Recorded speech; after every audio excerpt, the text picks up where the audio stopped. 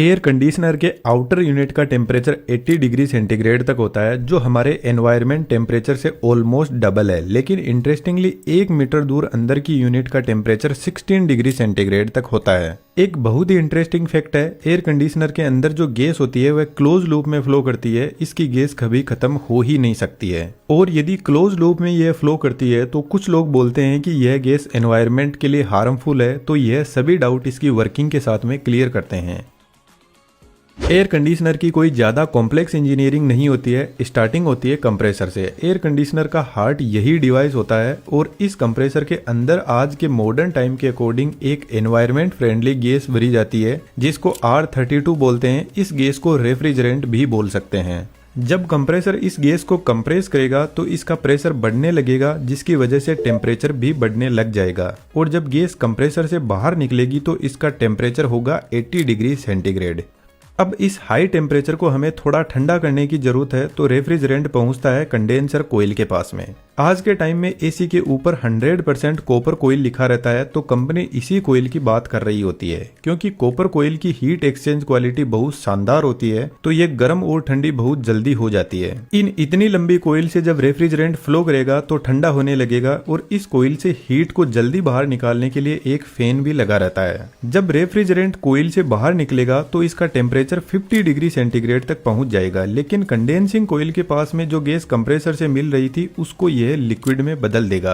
आपको पता है, जब हम पानी को गर्म करते हैं तो वह लिक्विड से वेपर में बदल जाता है, यानी लिक्विड से गैस। इसके उल्टा जब कोल्ड ड्रिंक की बोतल को हम फ्रिज से निकालकर बाहर रखते हैं तो इसके चारों तरफ पानी की बूंदें जमा हो जाती है, जिसका मतलब है वेपर वापस लिक्विड में बदल रहा है। तो कंडेंसिंग कोयल भी गैस को ठंडा करने का काम करती है, जिससे यह गैस से लिक्विड में बदल जाती है। लेकिन अभी भी यह हाई टेम्परेचर का लिक्विड हमारे किसी काम का नहीं है। तो यहाँ से लिक्विड एक्सपेंशन वॉल के पास में जाता है। एक्सपेंशन वॉल का ओरिफाइस बहुत छोटा होता है, तो इधर वाली साइड में बहुत ज्यादा हाई प्रेशर भी है और हाई टेम्परेचर भी है। लेकिन जब इस नैरो ओपनिंग से रेफ्रिजरेंट बाहर निकलेगा तो इसका प्रेशर सडनली रिड्यूस हो जाएगा, जिसके साथ में इसका टेम्परेचर भी रिड्यूस हो जाएगा, और यह लिक्विड एक्सपेंड करेगा, जिससे यह रेफ्रिजरेंट वापस लिक्विड से गैस में बदलने लग जाएगा। लेकिन यहाँ पर लिक्विड 100% गैस में नहीं बदल पाता है। यह वॉल ठीक एक वाटर स्प्रे की तरह काम करता है। वाटर स्प्रे भी बेसिकली वाटर को वेपर में बदल देता है, और यह काफी ठंडे भी होते हैं। गर्मियों में छत पे रखी टंकी का पानी बहुत ज्यादा गर्म हो जाता है,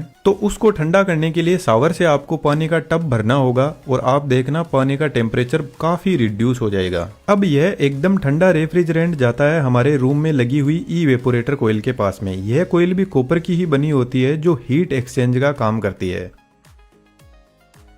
अब यह कोयल रूम में कितनी हीट को एब्जॉर्ब करेगी, इसको टन में मापा जाता है। 1 टन लगभग 3500 वोट हीट एक्सचेंज करता है, जबकि 1 टन का एसी 1000 वोट आवर की इलेक्ट्रिसिटी कंज्यूम करता है। जब ठंडा लिक्विड रेफ्रिजरेंट इस कोयल से फ्लो करेगा तो यहाँ पे लगा हुआ फैन इस ठंडक को पूरे रूम में फैला देगा।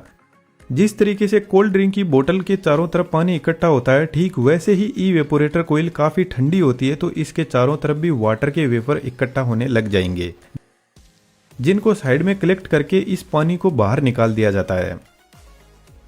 इसी फंडे को यूज में लेकर बारिश के मौसम में बहुत ज्यादा नमी हो जाती है, तो एयर कंडीशनर रूम के अंदर की नमी को भी सोख कर बाहर निकाल देते हैं। और ऐसा हमारे साथ में भी होता है। जब हमारी स्किल का लेवल एकदम वीक होता है तो लाइफ हमें एकदम च्युइंगम की तरह चबाकर फेंक देती है। यह कोयल रूम को तो ठंडा कर रही है, लेकिन रूम की जो गर्मी है उससे इसमें फ्लो हो रहा रेफ्रिजरेंट धीरे धीरे वापस गर्म होने लगता है। और अभी मैंने आपको बताया कि एक्सपेंशन वॉल लिक्विड रेफ्रिजरेंट को 100% वेपर में नहीं बदल पाता है, तो रूम के अंदर जो गर्मी है उससे रेफ्रिजरेंट वेपर में बदलने लग जाता है। लेकिन जब रूम ठंडा हो जाता है तो यह कोयल भी इस रेफ्रिजरेंट को पूरा वेपर में नहीं बदल पाती है। अब इवेपोरेटर कोयल से यह मिक्स्ड लिक्विड और वेपर पहुंचता है कंप्रेसर के पास में। और जैसा कि इस डिवाइस का नाम ही कंप्रेसर है, तो इतना तो हम दिमाग लगा सकते हैं कि सिर्फ गैस को ही कंप्रेस किया जा सकता है, लिक्विड कंप्रेस नहीं होता है। और बाई चांस ये लिक्विड कंप्रेसर में पहुंच गया तो कंप्रेसर ब्लास्ट कर जाएगा, और ब्लास्ट नहीं हुआ तो कंप्रेसर के अंदर capacitor start single phase induction motor लगी रहती है, वह जल जाएगी लिक्विड से।